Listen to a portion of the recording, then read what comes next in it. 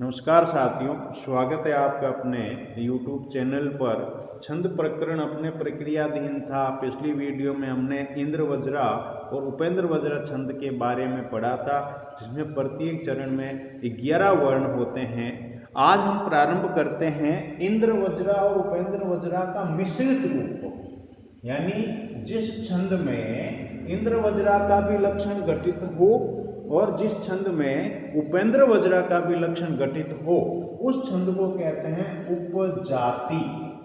उपजाति यानी इंद्र वज्रा और उपेंद्र वज्रा दोनों का मिश्रण हो, जिसमें वहां पर है वो उपजाति छंद आ जाएगा। लक्षण होता देखो इसका, लक्षण अनंत रोदीरित, अनंत रोदीरित लक्ष्म भाजौ पादौ यदिया उप जात यस्ता। अनंत रोदीरित लक्ष्म भाजौ पादौ यदिया उप जात यस्ता। इत्थम किलान्या स्वपि, इत्थम किलान्या स्वपि मिश्रितासु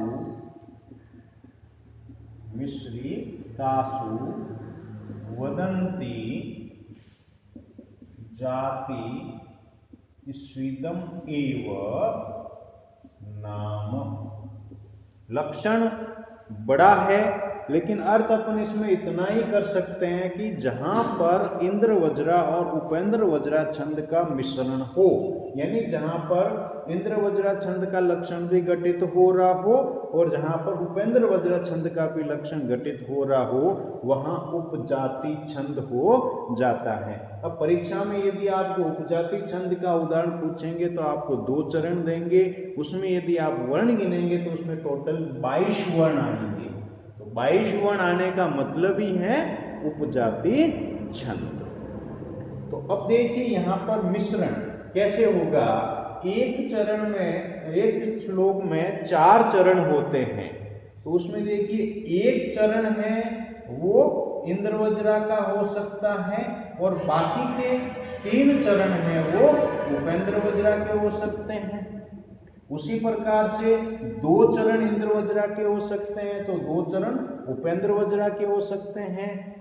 3 चरण इंद्र वज्रा के हो सकते हैं तो 1 चरण उपेंद्र वज्रा का हो सकता है, या पहला 1 उपेंद्र वज्रा का हो गया तो बाकी 3 इंद्र वज्रा के हो सकते हैं। तो इस प्रकार से 1 चरण इंद्र वज्रा का, बाकी 3 उपेंद्र वज्रा के, या 2-2 चरण इंद्र वज्रा उपेंद्र वज्रा के। तो इस प्रकार से कहीं भी दोनों छंद जहां मिल जाएंगे अपने को, दोनों छंदों के लक्षण एक साथ मिलेंगे, वहां पर है वो उपजाति छंद हो जाएगा। जैसे इंद्र वज्रा छंद के लक्षण में अपन ने लिखा था तगण, जगण, गुरु और गुरु। श्यादिंद्र वज्रा यदि तौ जगौ ग, तो तगण, जगण, गुरु और गुरु, ये इंद्र वज्रा छंद के लक्षण में अपन ने लिखा था। उपेंद्र वज्रा छंद के लक्षण में अपन ने लिखा था उपेंद्र वज्रा जत जास ततो गौ। जत जा यानी पहले जगण, फिर तगण, फिर वापस जगण, फिर गुरु और फिर गुरु। तो ये उपेंद्र वज्रा का लक्षण हो जाएगा। तो ये दोनों अब जिस उदाहरण में अपने को मिलेंगे वो उदाहरण है वो उपजाति छंद का माना जाएगा। जैसे उदाहरण करते हैं अपन इसमें, तो अनंत शास्त्रम, देखिए अनंत शास्त्रम बहुलाश्च विद्या, अनंत शास्त्रम बहुलाश्च विद्या स्वल्पश्च कालो बहुविधनता च।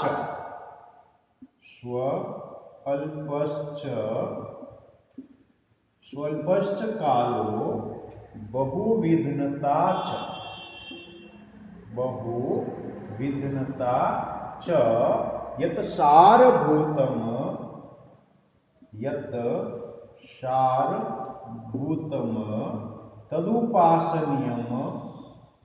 तदुपासनीयम यत्सारभूतम तदुपासनीयम शीर्षी शीर्षी मालिक मालिक मालिक मालिक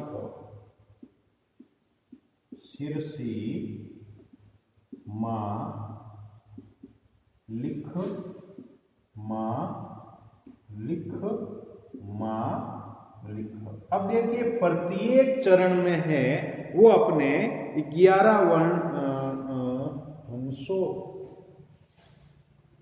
माफी चाहूंगा, इसमें यत्सारभूतम तदुपासनीयम हंसो यथा क्षीर मीमांसु मध्यात, हंसो यथा क्षीर मीवांबु मध्यात। अब देखिए इसमें प्रत्येक चरण में 11-11 वर्ण होते हैं।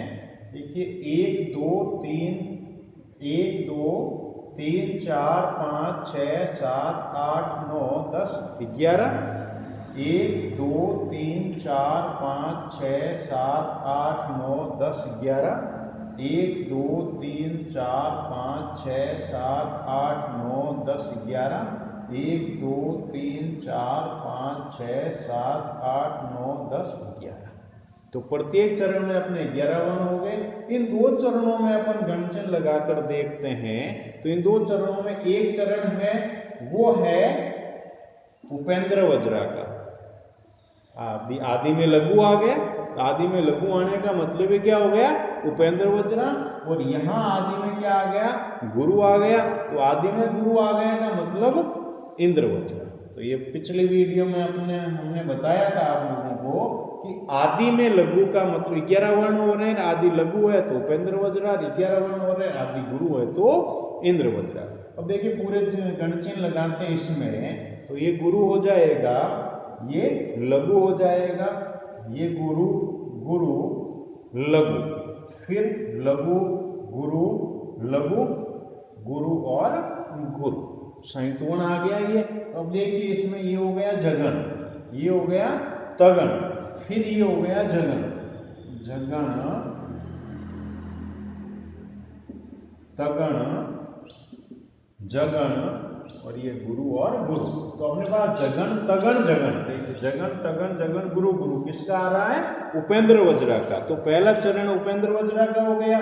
दूसरे चरण देखिए गुरु, फिर ये गुरु संयुक्त वर्ण आ रहा है, लघु गुरु गुरु लघु, फिर लघु गुरु लघु गुरु। चरण के अंत में अपने को लघु के स्थान पर गुरु की आवश्यकता, तो गुरु कर देंगे। इसमें देखिए ये आ रहा है तगन, ये आ रहा है तगन, ये हो गया अपने जगन, ये हो गया गुरु और गुरु। तो तगन तगन जगन गुरु गुरु, तगन तगन जगन गुरु गुरु किसका लक्षण घटित हो रहा है, इंद्र वज्रा का। तो अपने को दोनों चरणों में एक एक के इसमें, अब देखिए ये है गुरु और ये है गुरु। तो बाकी के देखो एक चरण आ रहा है उपेंद्र वज्रा का, बाकी के तीनों किसके आगे, अब इंद्र वज्रा के आगे। तो एक चरण ये है हो गया अपने उपेंद्र वज्रा, और बाकी के ये जो तीनों चरण हैं वो किसमें हो जाएंगे, इंद्र वज्रा के लक्षण घटित हो रहे हैं। तो दोनों के लक्षण घटित हो रहे हैं, इसका मतलब अब यहाँ क्या हो जाएगा, उपजाति। तो जहां इंद्र वज्रा और उपेंद्र वज्रा दोनों के लक्षण घटित हो वहां उपजाति छंद प्रयुक्त होता है। तो ये 3 छंद थे अपने 11-11 वर्णों के, लेकिन उपजाति है उसमें जब भी पूछा जाएगा लक्षण घटित करने का प्रश्न पूछा जाएगा तो उसमें 22 वर्ण दिए जाएंगे, क्योंकि एक इंद्र वज्रा का दिया जाएगा, एक उपेंद्र वज्रा का। तो वहां उपजाति छंद अपन कर सकते हैं। अन्यथा यदि इंद्र वज्रा तो उपेंद्र वज्रा में से किसी एक का ही पूछा जाएगा तो उसमें 11 वर्ण दिए जाएंगे। अब आते हैं अपन 12 वर्णों वाले छंद पर। 12 वर्णों में सबसे पहले आता है अपने वंशस्थ छंद।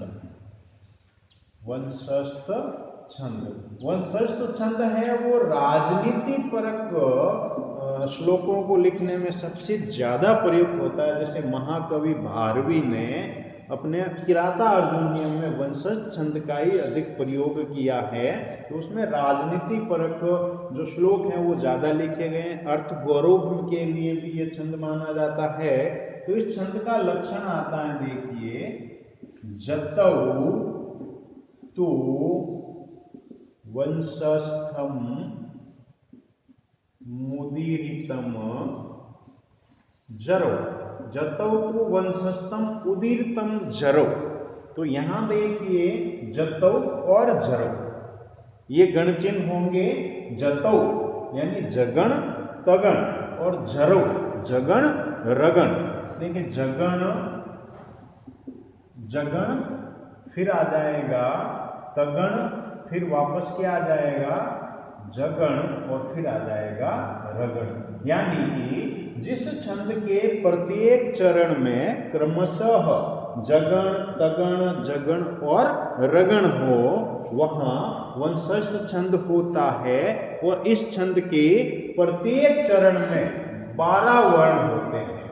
इस छंद के प्रत्येक चरण में 12 वर्ण होते हैं। और जो उदाहरण आएगा उसमें इस तरह से जगण तगण जगण और रगण आना चाहिए। अब कई बार ये पूछा जाता है वंशज छंद में कुल कितने वर्ण होते हैं, तो 48 वर्ण, क्योंकि 4 चरण होते हैं, एक चरण में 12 वर्ण होते हैं।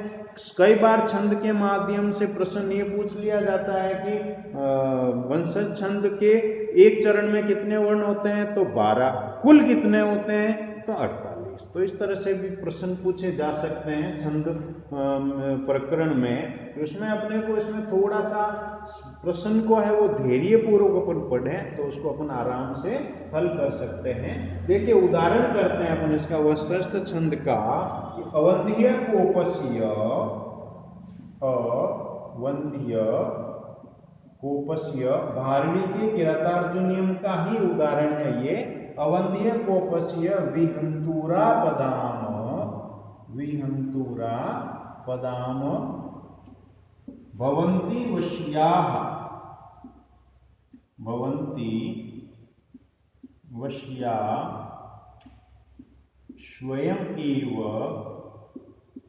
देहिनः अमर्ष शून्येन जनस्य जंतूना, अमर्ष शून्येन